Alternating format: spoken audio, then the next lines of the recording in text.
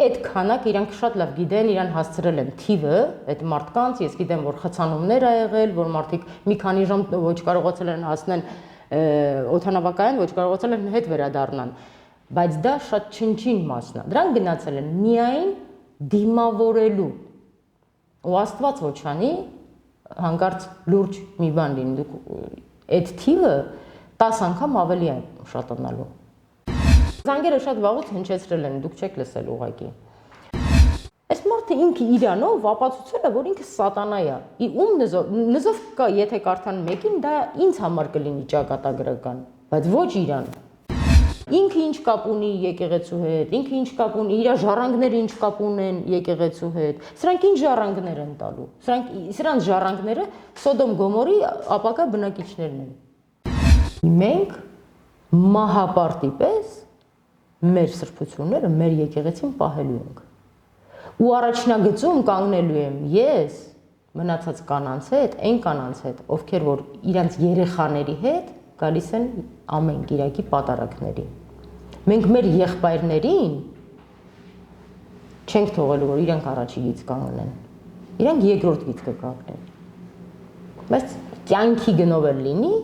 մենք թույլ չենք տա, որ իրանք մոտենան եկեղեցուն։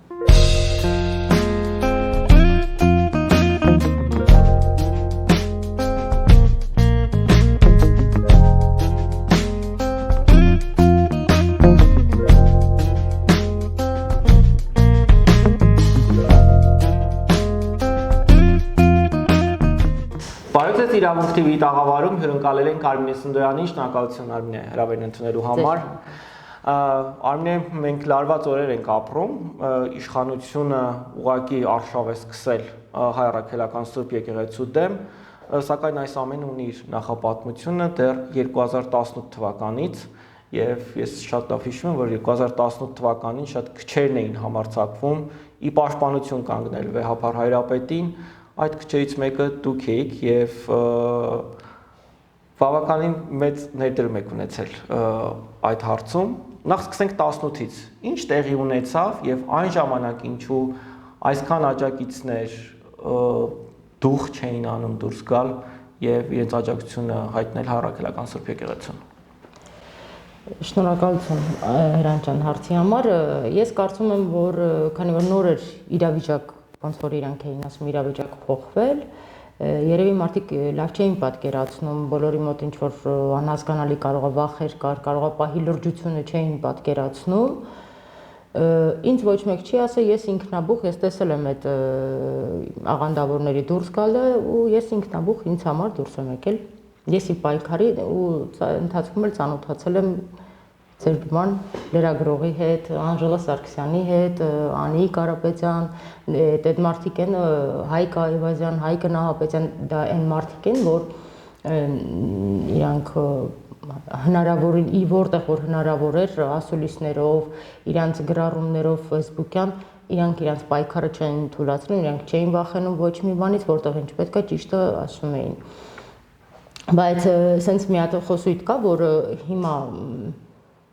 լսում եմ հաճախակի, որ 18 թվականին դուք Հրանտ ջան ամեն ինչին ականատես եղել եք, դուք գիտեք 18 թվական, դե 18 թվականին այդքան էլ տենց լուրջ բան չէր, այն ժամանակ ամեն ինչ ավելի թեթև էր, չէ, այն ժամանակ շատ ավելի ծանր էր, որովհետև այն ժամանակ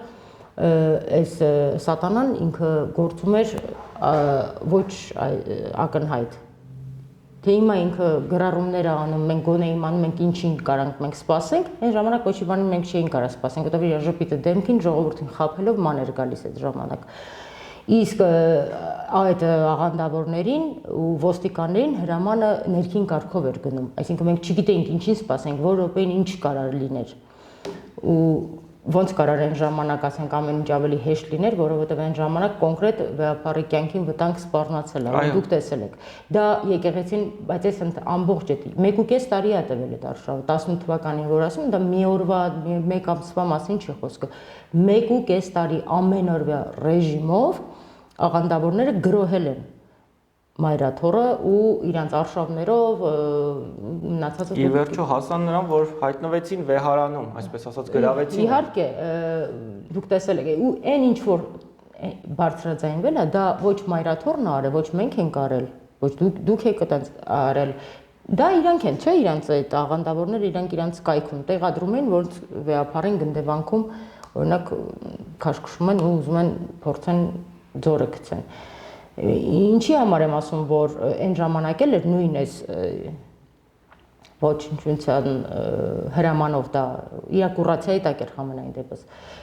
որովհետև բոլոր տեղը ես 1.5 տարի ամեն օրվա ռեժիմով եմ դա տեսել, բայց որտեղ էլ որ դուք եք նկատել կադրերում, ոստիկանության անտարբերությունը դեպի եկեղեցի, իրանք եկել էին կոնկրետ այդ աղանդավորներին պաշտպանելու, դա շատ ակնհայտ էր։ Օրինակ դիվանատունը գրավելուց երբ որ իրանք մտել են դիվանատուն, 4 օր մնացել են դիվանատանը, չի եղել դեպք, որ ոստիկանության աշխատակիցը մտնի, ասի ժողովուրդ, էս ինչ եք անում։ Դա մայրաթորուն դիվանատունը, դա նույն բանը, ոնց որ պետության մեջ Բաղրամյան 26-ը։ Եթե ես հիմա գնամ մտնեմ Բաղրամյան 26, պատկերացնեք ոստիկանությունը մտնի ներս, ասի ժողովուրդ, ինչ կա, լավ եք, ամեն ինչ նորմալ է։ Այսենց են մտել ոստիկանները։ Իրանց հետ նստել են, զրուցել են, անեկդոտներ էին պատմում իրանց, իրար հետ ուտում, խմում էին, հետո որ պարապ էին մնում, ասում են մի հատ ֆուտբոլ չխաղանք։ Այսինքն այդքան էլ պարտադիր չէ որ դու շատ ամեն ինչ իմանայիր, որ այդքանը տեսնեիր, որ այն ժամանակ ներգրավված էր ի վերջո վարդապետ մեզ ամեն ինչի մեջ, հայր սուրբ։ Հա, բայց շատ ակնհայտ էր, որ ոստիկանությունը հենց իրանց համար եկել էր իրանց պաշտպանության։ Չնայած նրան, որ ասոբինը դուրսը մարդիկ էլ չկային պայքարող, ես չեմ տեսել ոչ մեկը, որ կային կանգնեն գոնե դիվանատան դարպասներից են կողմ մի թթու խոսք ասեին, ամոթանք տային գոնե, ես այդ չեմ տեսել։ Իսկ այդ ընթացքում դիվանատանը, երբ որ սրանք մնում էին դիվանատանը, վեհապար հայրապետը ուրեմն այսենց դա ոչ մեկ չի բարձրաձայնել, սա ասում եմ մենակ այն մարդկանց համար, որ ասում են դե այն ժամանակ ամեն ինչ թեթև եղել, այն ժամանակ շատ ծանր է ամեն ինչ եղել։ Գնդեվանքի դեպքը դուք տեսել եք ոստիկանների անտարբերությունը, կարակ վիդեոն նորից հետք տեսնեք, ինչ անտարբեր են ոստիկանները։ Իրանք ամենևին չեն պաշտպանում վեհապար հայրապետին։ Վեհապար հայրապետը ոնց մտնում է հին վեհարան, այն ժամանակ նոր վեհարանը պատրաստ չէր։ Անժելան Սարգսյան ներքևը կանգնած է լինում, ինչ որ մի հավատացյալ հետ զրուցում են։ Ես մի քիչ ավելի հեռու էի։ Անժելան լսում է, որ վեհապարի մուտքից հետո աշխատող տատիկները, այնտեղ մակրուհի երևի տատիկները, ինչ որ մեկը բղավում է շատ ուժեղ։ Ուրեմն վեհապարի մտնելը մենակ է մտել վեհարան։ Ու այդ աղանդավորները, այդ ահաբեկիչները, որովհետև իրանք ահաբեկիչներ են, ուրիշ ձև չէր կարելի ձևակերպել, իրանք մտել են, գրավել են, բոլորը դուրս են եկել։ Իրանց ինչ որ մեկը հայտնում է, որ վեհապարը մենակ է մտել վեհարան, այնտեղից դիվանատնից մինչև վեհարան 1 րոպեն արագ վազելով կհասնես։ Ու մոտ մի 4-5 հոգի տղամարդիկ ընտեղից թողեցին, վազելով եկան մտան վեհարան, ու իրանք չէին գնացել զրուցել, նախ չի կարելի տեղ մտնել զրուցել, երկրորդն էլ իրանք մտել էին դռները ջարդելով, որ ման են գալի, վեհապարին են ման գալի, դա են տատիկները նկատել, որ գոռում են եկել են վեհապարին իրանք վնասեն, այո, իրանք գնացել են վեհապարին վնասեին։ Ու եթե չլիներ այդ տատիկների բղավոց, օրինակ այդտեղ ներկա չլինեին այդ պահին այդ տատիկները, վեհապարը գնացել էր Հանգստանով։ Բայց Անժելան լսում է բղավոց, Անժելան ձեն ատալի հոգևորականներին, նոր սարկավակները, տերհայրերը եկել են իրենց դուրս հանեցին, շպրտեցին։ Այսինքն 18 թվականին էլ շատ ավելի լուրջ բաներ է եղել։ Բայց կարևորը որ չհաջողվեց նրանց այս անգամ հաջողել է թե ոչ։ Դե աստծո կամքով չհաջողվեց, մեկ էլ վեհապար հայրապետի շնորհիվ չհաջողվեց։ Այսօր հաջողվելու է, երբ Նիկոլ Փաշինյանն արդեն ուղիղ է մտել այս պայքարի մեջ։ Միանշանակ հաջողվելու։ Շատ ավելի հեշտ է հաջողվելու, որովհետև այս պահին արդեն ժողովուրդը արթնացել է, իրանք տեսնում են, թե եկեղեցին եւ վեհապար հայրապետը ինչ մեծ պաշտպանության բանակ ունի։ Չի կարա իրանց մոտ ոչ մի բան հաջողվի։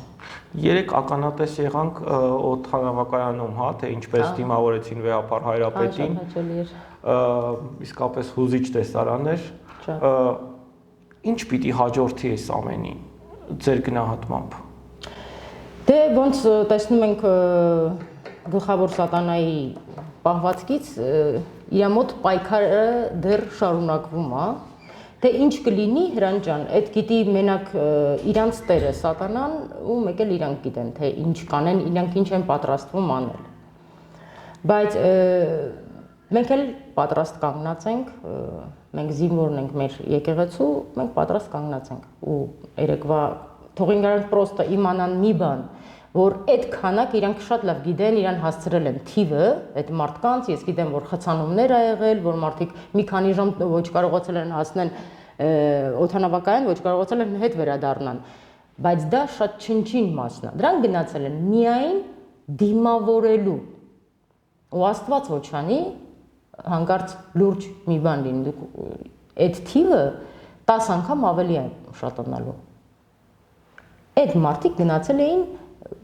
վեհապար Հայրապետին ընդհանրապես դիմավորելու եւ իրանց աջակցությունը ցույց տալու։ Նիկոլ Փաշինյանը ամենօրյա ռեժիմով եկեղեցու դեմ գրառումներ է անում, դրանցից ամենահատկանշականը կոչն էր, հա, համախմբվել վեհարանը սիրով եւ քրիստոնեաբար ազատելու համար։ Ինչ կասեք այս մասին։ Ես հատկապես իմ ուշադրությանը հատկապես զառնել է հենց այդ գրառումը, որովհետև ինձ համար դա ակնհայտ ահաբեկչական գործողության կոչ է եղել։ Ես ուղղակի զարմանում եմ, եթե ես ինքս լինելով Հայաստանի Հանրապետության սովորական քաղաքացի, նման գրառում եթե ես անեի, կարևոր չի ինքը ինչ ձևի է ձևակերպել, գեղեցիկ բառերով է ձևակերպած, բայց իմաստ ունի, չէ՞, այդ գրառումը, դա գրառման իմաստը ահաբեկչական կոչն է։ Դե ինքը ընդունակ է դրան, մենք մարտի 1-ով տեսել ենք, չէ՞, այդ ամեն ինչը։ Ուղղակի այն ժամանակ իր լեքսիկոնը ուրիշ էր, ուրիշ ձև էր դա ձևակերպում։ Ուրեմն ես ուզում եմ հասկանալ, մեր երկրում կա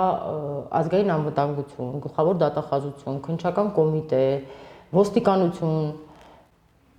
վստահ եմ, որ իրանք էլ են, չէ՞, տեսնում այդ ամեն ինչը։ Իրանք տեսնում են։ Ավելացնեմ, սահմանադրական դատարան էլ ունենք, որ սա սահմանադրության նաև տապալման փորձ է։ Իհարկե, բայց ես հիմա կոնկրետ այդ մարմիններին եմ նշում, ինչի համար, որովհետև եթե ես անեի նման գրառում, առաջին հերթին Facebook-ը ինձ կարգելափակեր, ինձ մետայից նամակ կգար, որ ես տերոր եմ տարածում, հետո ինձ կհրավիրեին գոնե առնվազն ԱԱԾ մի հատ հարց կանային, ինչի համար եմ, ինչ հետևանքների համար եմ ես այս ամեն ինչը գրել։ Բայց ինքը իր համար ոնց որ թե շարունակում է, ոչ մեկ իրան չի մոտեցել։ Հիմա ես ուզում եմ հասկանամ այդ նշածս կառույցները իրանք համամիտ են այդ ահաբեկչական գործողության կոչին, համամիտ են, որ դա կատարվի եւ վաղը իրանք նաեւ իրանց վրա վերցնեն պատասխանատվությունը, թե իրանք ընդունում են, որ գրողը կոնկրետ հիվանդ մարդ է, շիզոֆրենիկ է, լուրջ չեմ վերաբերվում։ Ես դա եմ ուզում հասկանամ։ Չի կարա մի երկրում, չի կարա, այդպես բան չկա աշխարհում, որ մի երկրի ղեկավար ահաբեկչական կոչ, գործողության կոչ անի, գրի։ Ու ինքը մնա հիմա այնտեղ գոնե իրեն չհրավիրեն ԱԱԾ։ Չկա տենց բան։ Եվ եթե թույլ տաք, ես մի հատ ես ինքս էլ եմ ընդգծել իր գլուխգործոցներից կոչը իր գրառումներից այդ մասով ահաբեկչական իր կոչի մասով եմ ասում, թող ուշադիր լինեն իրավապահ մարմինները։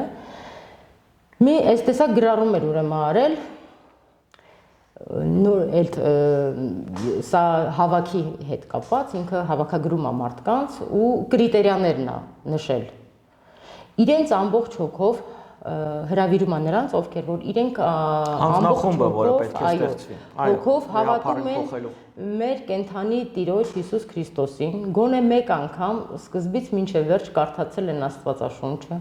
վերջին 5 տարում գոնե մեկ անգամ պահել են մեծ պահքը, ամեն օր աղոթում են։ Հիմա ես այս բոլոր կրիտերիաներով համապատասխանում եմ։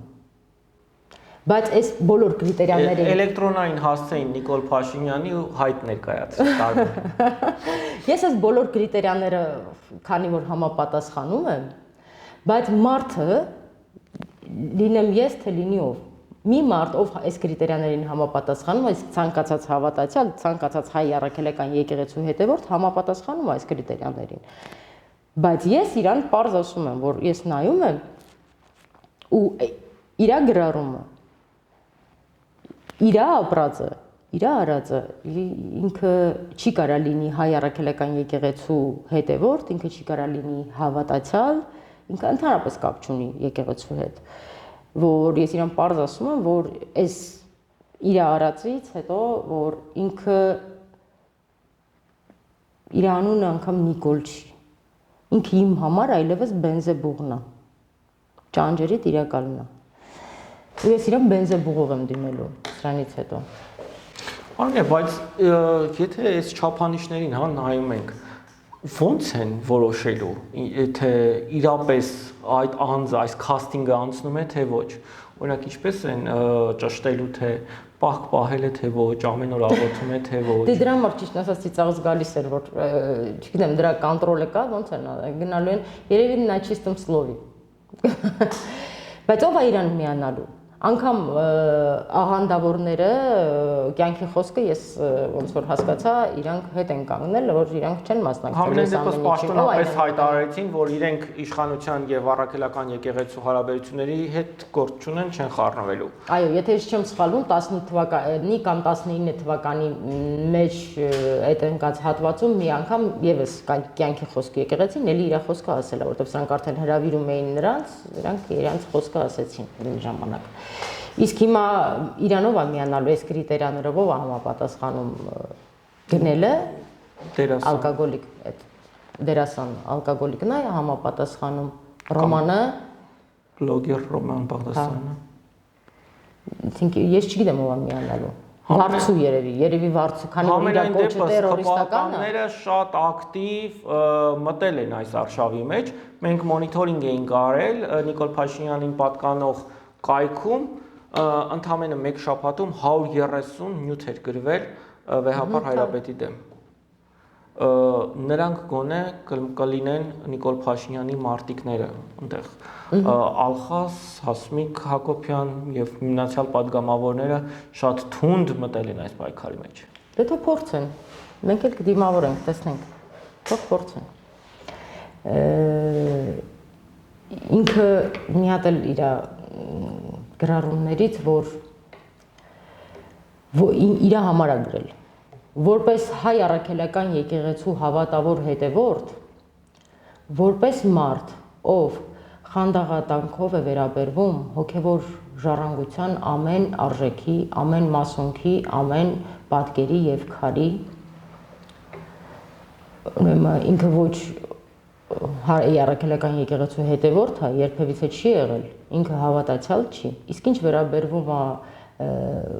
արժևորել սրբությունները եւ մասունքները, ուրեմն ինքը ստում է,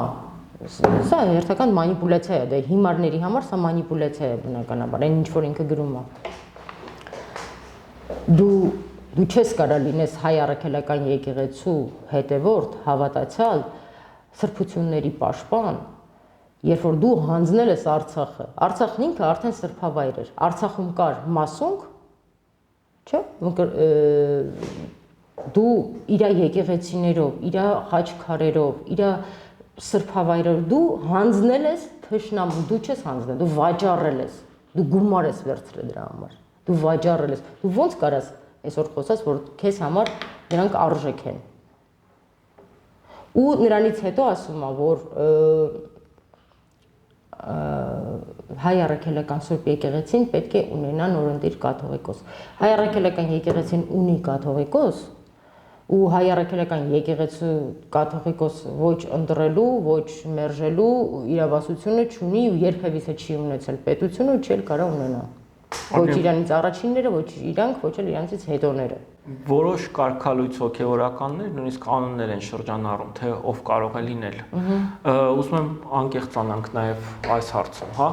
Ձեր գնահատմամբ կարող է այսօր գտնվել որևէ մի սրբազան,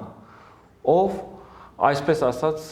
դեմ դուրս կգա Վեհափար Հայրապետին եւ Հայ Առաքելական Սուրբ եկեղեցուն կամ կհաջողվի այս իշխանությանը շանտաժով, ճնշելով, կոմպրոմատներով որևէ կերպ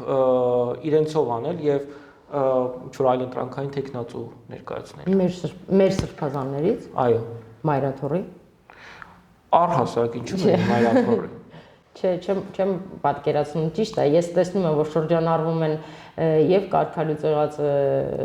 նախին հոգեվորականներ են, իրանք վարդապետներ են, տեսնում եմ այդ անունները, որ շրջանառվում են, բայց մի բանում, որ վստահ եմ Հրանտ ջան, չի կարող ուղղակի իրանց մոտ ոչ մի բան չի ստացվելու, անհնարին է։ Ուղղակի այս ընթացքում այստեղ իմ մտահոգությունը ուրիշ է, որ իրանց մոտ ոչ մի բան չի ստացվելու, այդ միանշանակ չի ստացվելու, որովհետև Հայ Առաքելական եկեղեցու գլուխը Տերը, մեր Տեր Հիսուս Քրիստոսն է։ Իսկ Աստծո հետ անհնարին է։ Մենք չենք կարող Աստծո հետ, ասենք, որևէ մեկը մահկանացուր, դա լինի Նիկոլը, դա լինի Էրդողանը, թե ով ուզում է լինի, իրենց փողերով, իրենց հնարավորություններով, իրենց մի վեցով Բրիտանիայի չեն կարող ոչ մի բան անել։ Ես ուրիշ բանի մասին եմ մտածում, որ ինչին որ ընդունակա ինքը անելու է հերթական անգամ, ինչ որ իր սիրտը արյունն է ուզում, դա զգացվում է։ Շատ վաղուց դա նոր չի, վաղուց զգացվում է, որ այդ իր սիրտը արյունն է ուզում, որտեղ ինքը սիրում է դա ինքը կազմակերպել է, մենք տեսել ենք, չէ։ Ես ուրիշ բանից եմ անհանգիստ, որ մարդիկ հանկարծ չտրվեն այս մանիպուլյացիաներին, չլսեն այս հիմարի խոսքերին ու չլինի իր ուզածը, որովհետև մարդիկ կարող է պահի տակ չհասկանան, չգիտակցեն, իրոք ընդունեն, որ սրա խոսքերը լուրջ ընդունեն ու անգիտակցաբար գնան ինչ-որ քայլերի։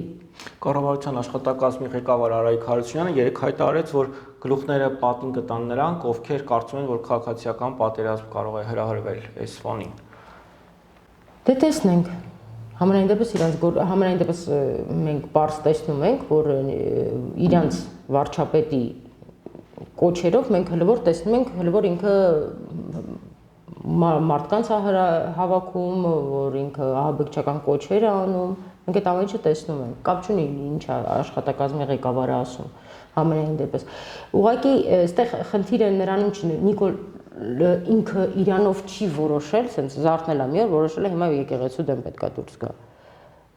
Սա նույն ուկրաինական սցենարն է, այսինքն նույն Բրիտանիայի մի վեցը, նույն Արևմուտքը, ինչի՞ չէ նաև Ամերիկան, ուղղակի ի տարբերություն Ուկրաինայի, մեզ նաև Թուրքիան եւ Ադրբեջանը։ Հիմա ինքը ստացել է այդ հրահանգը, իսկ ստացել է հրահանգը նրա համար,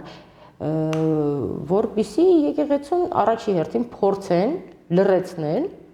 որովհետև մենք տեսնում ենք, չէ՞ որ այս 5 տարիների մեջ հատկապես, միշտ է դա եղել, բայց հատկապես այս վերջի 5 տարիների մեջ մենք տեսել ենք, որ կոնկրետ Արցախի վերադարձի հետ կապված, Արցախահայության իրավունքների պաշտպանության հետ կապված եւ Արցախի պատմամշակութային կոթողների պաշտպանության հետ կապված, դա միայն անում է եկեղեցին, ուղղակի այս վերջի 5 տարիներին ամենօրյա ռեժիմով, իսկ որպեսզի մարդկանց դա ավելի պարզ լինի, իրենք կարող են մտնել Մայրաթորի տեղեկատվական կայքը ու դա տեսնեն։ Իդեպ վերջին օրերին հարցումներ են անցկացնում փողոցում ու որոշ քաղաքացիներ ասում են, դե Վեհափարը երբ է խոսել, երբ է անդրադարձել, երբ է մի բան ասել, ես զարմանում եմ, էլի, 21-րդ դարում, երբ տեղեկատվության, այսպես ասած, մեծ հնարավորություններ կան։ Ես Հրանտ ջան, ասեմ ձեզ, թե այդ պատահական մարդկանց հարցնում են, դա ես չեմ զարմանում, ինչ որ միտեղ չեմ զարմանում, բայց ես զարմանում եմ, որ նաև ես այդ տեսակ, մոտավորապես այդ տեսակ գրառումներ նաև հանդիպում եմ այսքան տարիների մեջ, չեմ կարող ասեմ նոր, մոտակա այս համենայն դեպս 5 տարվա մեջ ես հանդիպում նաև ընդդիմադիր մեր դաշտից երկու նախագահների կողմնակի աջակիցներից ես տեսնում եմ, որ իրանք հնչեցնում են ժամանակ առ ժամանակ ինչ որ մի լարված վիճակ է լինում, Վեհափարը չի խոսում։ Եվ զանգերը հնչեցրեք։ Հա, զանգերը շատ վաղուց հնչեցրել են, դուք չեք լսել ուղղակի։ Դուք ինչի՞ չեք ամեն օր մտնում։ Եթե ամեն օր մտնում եք, մի հատ տեսնում եք ինչ է կատարվում ձեր առաջնորդների շուրջը, Մի հատ էլ մտեք ամեն օր նայեք ամենօրյա ռեժիմով մտեք մայրաթորի տեղեկատվական կայքը, դա տեսեք ինչ է կատարվում։ Հետո նոր կարակ խոսալ։ Երբ որ իրանք մտնեն մայրաթորի տեղեկատվական կայքը հետևեն, իրենք կտեսնեն, որ այս երկրում միակ ինստիտուտն է, որ աշխատում է, դա մայրաթորն է։ Որն է, որի համար ինքը վտանգված է։ Եվ Նիկոլ Փաշինյանի, այսպես ասած, համբերության բաժակը լցվեց այն ժամանակ, երբ Շվեյցարիայում վեհապար հայրապետը բարձրացրեց նորից Արցախի հարցը ու այս դրան զուգահեռ Ալաշուքյուր Փաշազադեն է, հա, նկարտումներ ունի մայրաթորի նկատմամբ ու Նիկոլ Փաշինյանը փաստորեն միանում է այս արշավին։ Դուք կարծում եք, որ սա Ադրբեջանի հրահանգ է, թե ավելի գլոբալ է, որովհետև դուք ակնարկեցիք, որ ուկրաինական սցենար եք տեսնում այստեղ։ Հա, ես շատ բարձ տեսնում եմ այդ ուկրաինական սցենարը ու մեր մոտ թե Ուկրաինայում 2022 թվականից հետո է եղել, մեր մոտ 18 թվականից էր ուկրաինական սցենարով, որովհետև այդ սցենարը գրվել է Բրիտանիայում, Մեծ Բրիտանիայում մի 6-ում ու հանձնարարությունը ըստ այն գնացել է, եկել է հասել է Զելինսկին, օրինակ 22 թվականից հետո։ Մեզ մոտ 18 թվականից այդ սցենարը եղել։ Ինչի համար եմ ասում սա, որովհետև շատ պարզ է այդ ուղղակի մեր մոտ չեն կարող չի ստացվի այն ինչ որ արեցին Ուկրաինայում, այսինքն մեր հավատավոր ժողովուրդը Ուկրաինայի հավատավոր ժողովրդի նման չի կանգնի ու տեսնի ոնց են իրենց հոգևորականներին մտնում քաշքշում կամ ինչ որ եթե գնդեվանքի դեպքեր տեղի ունի, դա հավատացյալները այնտեղ չեն եղել ուղղակի։ Ես վստահ եմ, եթե վեհապար հայրապետը հասներ մինչև վանքին, չէ՞ որ ինքը գնում էր այցելության իր ճգնավորներին։ Եթե հասներ մինչև այնտեղ, այդ նույն ճգնավորները, այդ աղանդավորներին արդեն առանց խոսքի կշպրտային ձորը։ Նույնն էլ մեր հավատավոր ժողովուրդը։ Լավատես չեք։ Չէ, ես ոչ թե ես լավատես եմ, Հրանտ ջան, ես հավատում եմ, որ իրենք կգնան քայլերի, ամենաստոր քայլերի կգնան։ Բայց ես չեմ ընդունում մի բան, որ դա այս բենզեբուղի մտքով է դա անցնում։ Սա իր միտքը չի։ Սա իր միտքը չի, դրա համար է ինքը մի քիչ ավելի լուրջ, ավելի վայ։ Եթե իր միտքը լիներ, ընդհանրապես կարելի էր լուրջ չվերաբերել, որովհետև ինքը ով է այսօր։ Ոչ մեկ։ Ինքը Հայաստանի Հանրապետությունում ի պաշտոն է վարչապետ է, բայց իրան տվել են արդեն ինքը վաղուց կորցրել է իր իրավունքները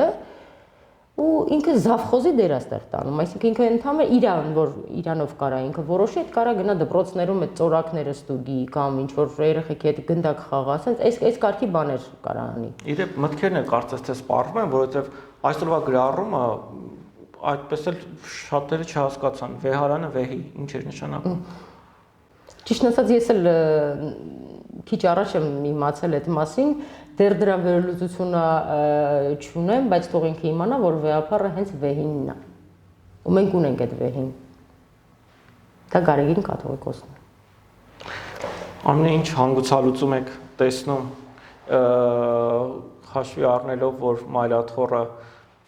միշտ կողմնակից է չբորբոքելուն իրավիճակը, բայց արդեն բոլոր կարմիր գծերը հատվել են։ Ինչ պետք է լինի։ Ի վերջո մենք ամբողջ աշխարհում մի խայտարակ պատմության մեջ ենք ընկել, հա, այսինքն մենք նույնիսկ չգիտենք աշխարհին ինչ ենք ներկայացնելու, ինչ կռիվ է։ Իշխանությունը ինչ որ կուսակրոնության հարց է բարձրացրել եւ սա նույնիսկ ամոթ է քննարկելը։ Իհարկե ամոթ։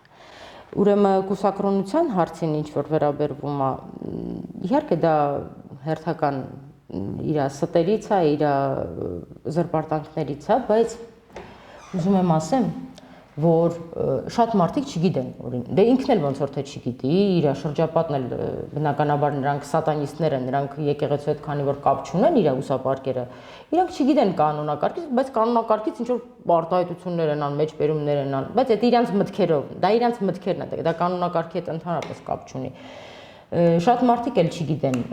կանոնակարգից ընդհանրապես տեղյակ չեն, մարդիկ մտածում են, որ դա Աստծո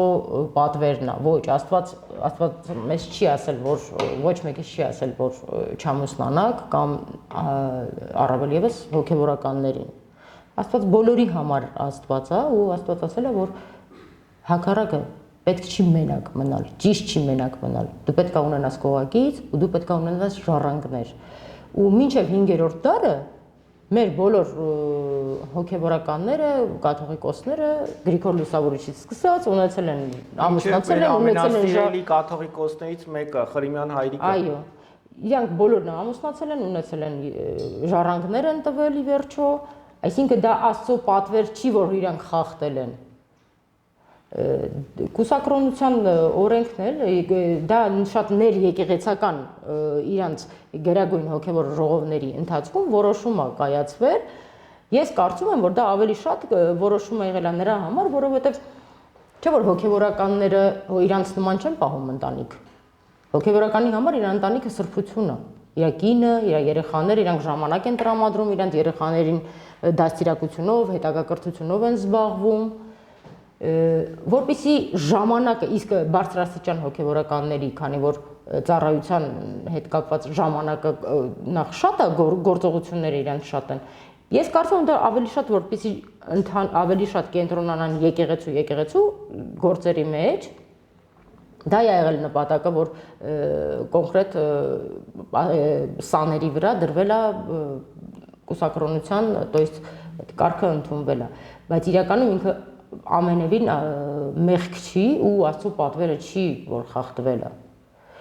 Պողոս Առաքյալի գրքերում էլ չէ, մենք տեսնում ենք, որ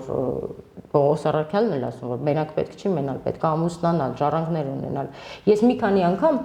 իմ Facebook-յան էջում, դա իմ կարծիքն է, զուտ իմ կարծիքն է եղել, Հրանտ ջան, գրել եմ, որ ես ոչ մեկ եմ, որ ասեմ, այդ օրենքը ինձ դուր չի գալիս։ Այսինքն ոչ թե դուր չի գալիս, սխալ եմ արտահայտվում։ Ես չէի ուզի, որ այդպես լիներ, այսինքն կուսակրոնության այդ կարգը չլիներ։ Ես կուզեի օրինակ, որ հետ կանչեին, որտեղ ես գիտեմ, որ հնարավոր է։ Ցանկացած դա այն կարգն է, որ ցանկացած գերագույն հոգևոր ժողովի ժամանակ դա կարան այդ հարցը առաջ բերեն եւ օրենքը հետ կանչեն։ Այսինքն դա ժամանակավոր ինչ որ մի կողմ դրած հարց է։ Դա ոչ մի խախտում չի, մեծ խախտում չի։ Ու ես ինքս գրել եմ, որ ես շատ կուզեի օրինակ որ այդ կարգը հետ կանչեին, որովհետև ես հատկապես տեսնում եմ մեր ներկա հոգևորականներին, հա, ես հատկապես մեր մայրաթորի միաբանությանն եմ ասում, ես որ նայում եմ իրենք ինչ տեսակ ժառանգ կտային, մեր գենի համար, ճիշտ գեն ունենալու, այդ գենոֆոնդը մեծացնելու համար, որովհետև այդ հոգևորականները հաստատ ցանկացած հոգևորական, առավել ևս բարձրաստիճան հոգևորական, որ իրենք կարան տան ճիշտ ժառանգներ մեզ, ճիշտ կրթված երեխաներ կունենային, հայրենասեր, հայրենատեր, արժանապատիվ ու լավ կրթություն ստացած կլինեին, հետագայում էլ պիտանի կլինեին մեր ազգին։ Հիմա ավելի ճիշտ կլինի, որ հոգևորականը երեխա ունենա, թե սրանք, այսինքն սրանց տված ժառանգը ինչ է, Աշոտիկը, ում են իրանք պետք, իրանք ինչ են դաստիարակել, ինչ դաստիարակություն են տալու իրանք իրանց երեխեքին։ Իդեպ Աշոտիկի մայրիկն էլ կարծես այս պայքարում Նիկոլ Փաշինյանին մենակ թողեց, Աննա Հակոբյանի թունոտ գրառումը հիշում եք, հա, որ ինչ էին անում Շվեյցարիայում եւ այլն եւ այլն։ Երբեք լավ բան չեմ սպասել, բայց համենայն դեպս նման գրառում, որ ինքը կաներվեափար հայրապետի հասցեին, ես իրանից երբեք չէի սպասի։ Համենայն դեպս այդ արել են իրանք ճնշումների տակ, բնականաբար, նորից եմ կրկնում, արդեն Թուրքիայի եւ Ադրբեջանի ճնշումների տակ Փաշեզադեն ինքն էլ ոնց որ մենք տեսնում ենք, օրինակ որ նայում ենք, ինքն էլ իր Նիկոլի նման մի հատ տենց մարիոնետկա էլ ինքն է, իրան էլ են ասում, ինքն էլ է խոսում։ Թե չէ մենք նախկինում մենք տեսել ենք ժողովներ ա եղել, մենք չենք տեսել որ Փաշեզադեն սենց իրան սենց ոտքերը ոնց որ կտրված լինի парքից։ Տենց ինքը իրան տենց չի պահել։ Շատ հարգանքով է միշտ իմել, շատ իրան հարգանքով է պահել, թե վեհապար հայրապետի նկատմամբ, թե մեր եկեղեցու նկատմամբ, բայց հիմա երևում է, չէ՞ որ ինքը չի։ Իրան էլ են ասում, որ ինքը պետք է անի։ Հիմա սրանց էլ են ասում, որ պետք է անի։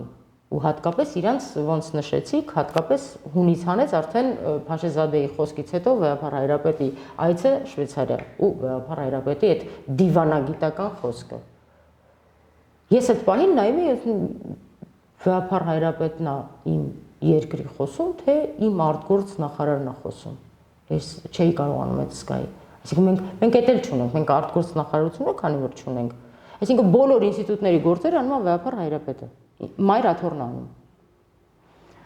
Հիմա սրանց նորից անդրադառնամ այդ իրանց առաջ բերած կուսակրոնության հարցին, որ քանի որ մենք ունենք շատ քաղաքացիներ, իրանք իրոք կարգը չգիտեն։ Ամենևին խնդիրը կուսակրոնության կարգը խախտելու մեջ չի նախ։ Խնդիրը շատ մեծ է, շատ լուրջ է։ Նիկոլ Փաշինյանը այս ամեն ինչը չէր բերի առաջ, եթե նա պատրաստվում է եկեղեցին լրացնի շանտաժի լեզվով, փորձում է, իհարկե չի հաջողվի, բայց փորձում է շանտաժի լեզվով, կեղծիքներով, ստերով, եկեղեցուն փորձում է լրացնել, որովհետև ինքը պատրաստվում է եւս հող հանձնի։ Այս ամեն ինչը դրա համար է արվում։ Չգիտեմ ինչքանով կհաջողվի թե չի հաջողվի, համենայն դեպս փորձը լինելու է, բայց որ եկեղեցուն չի լինելու լրացնելու, դրան միանշանակ համոզված եմ։ Եկեղեցին ոնց եղել է իր դիրքում, իր ծանր դիրքում ինքը այդպես էլ կմնա։ Ու հատկապես մեկ էլ ուզում եմ ասեմ, որ Facebook-ում շատ եմ հանդիպում, որ խորհուրդներ են տալի եկեղեցուն կամ վեհապարին, այս ինչ բանը պետք է սենց անի, զանգերը պետք է հնչեցնի, հարահավաք հանի ցույց։ Հա, ժողովրդին հանի ոտի, չգիտեմ, բան նզովք կարդան, բանադրեն, բայց ում սատանային այս մարդը ինքը իրանով ապացուցել է, որ ինքը սատանա է։ Ում նզով կա, եթե կարդան մեկին, դա ինձ համար կլինի ճակատագրական, բայց ոչ իրան։ Ինքը ինչ կապ ունի եկեղեցու հետ, ինքը ինչ կապ ունի, իր ժառանգները ինչ կապ ունեն եկեղեցու հետ։ Սրանք ինչ ժառանգներ են տալու։ Սրանց ժառանգները Սոդոմ Գոմորի ապակա բնակիչներն են։ Իրենք այդ դաստիարակությունն են տալու։ Արմեն, դուք անդրադարձաք արտաքին գործերի նախարարությանը, բայց տեսեք, ազգային ժողով, նախարարություններ, բոլորը փաստորեն այս մեղքի բաժինը Նիկոլ Փաշինյանի հետ դեռ կիսում են, որովհետև մենք, չգիտեմ, աղմկոտ հրաժարականներ չտեսանք, հա, մինչդեռ այնտեղ վստահ եմ, որ քրիստոնյա մարդիկ կան էլի, այնպես չի, որ իրենք այդքան ներդաշնակ են այս ամբողջ պատմությանը։ Ճիշտ է, կան, միգուցե կան, այսինքն կլինեն, միգուցե չէ, բայց երևի կամ պահը չի, որ պետք է դեռ իրանք խոսան, կամ էլ վախենան։ Էլ երբ, օրինակ Նիկոլ Փաշինյանը վերջում իր գլխի ճարը կտեսնի, իրենք ոնց են այս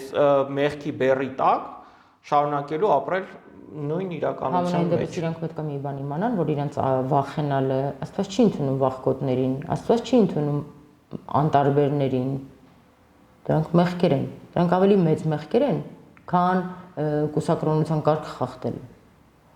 Այդ պետք է իրանք իմանան։ Նույնն էլ նաև մեր մտավորականությունը։ Երեք մենք տեսանք 76-ամյա Մերուժան Տեր-Գուլանյանը Վեհապար Հայրապետի կողքին էր։ Հա, ես տեսա։ Շատ հաճելի էր։ Ուր են մեր միությունները, ստեղծագործական, դերասանները, մի շարք մշակութային գործիչներ, որոնք եթե ուխտը չոքում է իրենց դռանը, շատ միանգամից սկսում են քաղաքական հարցեր բարձրացնել, նեղվել, նեղսրտել։ Հիմա այս ամեն ինչի հետ իրենք կապ չունեն։ Բա Արցախի կորուստի ժամանակ իրենք ինչ որ ձեն հանել է։ Մենք տեսել ենք իրենց, մենք իրենց ծպտունը լսել ենք Արցախի կորուստի ժամանակ։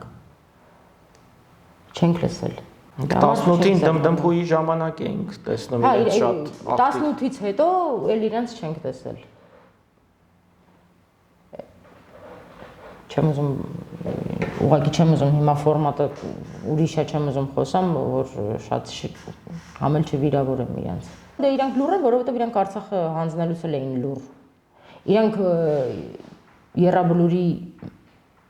մեծացնելուց էլ էին լուր։ Իրանք միշտ լուր են։ Իրենց ակտիվությունը ոնց ասեցիք, մենք 18-ից հետո էլ չենք տեսել, ակտիվ են եղել մենակ այդ ժամանակ։ Ու նաև ժողովուրդը թող իմանա, որ հիմա սա որ խոսում եմ մանիպուլյացիաներ անում, որ հանձնաժողովը ինչ որ հավաքում, մարդկանց հավաքագրում, իրանք նոր ընտրություններ են կազմակերպելու, որ մարդիկ տեղյակ լինեն, որ դա բացառվում է, որ ոչ մի իշխանություն չունի նման իրավասություն, ըստ սահմանադրության չունի, սահմանադրությունով ուղղակի չեն կարա անիմաստ, սա անիմաստ գործողություններ նա փորձելու է անի։ Համենայն դեպս թող ինքը իմանա, որ այս շատ վստահ ասում եմ, որ չի կարա նման դեպք լինի, եթե անգամ ինքը Աստված մի արած է փորձի գործողությունների տանի, իսկ ինքը ամեն ինչի ընդունակ է, մենք դրա համար պետք է ուշադիր լինենք։ Մշտարթ։ Հա, մենք հավատացյալներս, մենք թույլ չենք տալու, որ մեր հոգևորականներին դա հասնի։ Մենք մայրաթորի դարպասները դրսից կկողպենք, որ մեծ ցանկության դեպքում էլ մեր հոգևորականները ոնց որ միշտ առաջիգից չգան կանգնեն։ Սա մեր հարցն է լինելու։ Այն ժողովուրդը, որ երեք գնացել էր օդանավակայան դիմավորելու վեհապարին, թող այդ քանակը 10 անգամ ավելացնեն, որովհետև դա ընդհանրապես գնացել էին դիմավորելու։ Թող այդ քանակը 10 անգամ ավելացնեն, ու թող իմանան, որ կան նաև իմ նման ու շատ իմ նման մի քանի 100,000, որ մենք զինվորն ենք առաջին հերթին մեր եկեղեցու, սա քաղաքականություն չի, սա մեր սրբությունն է։ Մենք մահապարտի պես մեր սրբությունները մեր եկեղեցին պահելու ենք։ Ու առաջնագծում կանգնելու եմ ես մնացած կանանց հետ, այն կանանց հետ, ովքեր որ իրանց երեխաների հետ գալիս են ամեն կիրակի պատարակների։ Մենք մեր եղբայրներին չենք թողելու, որ իրանք առաջիգից կանգնեն։ Իրանք երկրորդ գիծ կկանգնեն։ Բայց կյանքի գնով էլ լինի, մենք թույլ չենք տա, որ իրանք մոտենան եկեղեցուն։ Շնորհակալ եմ հետաքրքրության համար։ Ես եմ շնորհակալ Հրանտ ջան։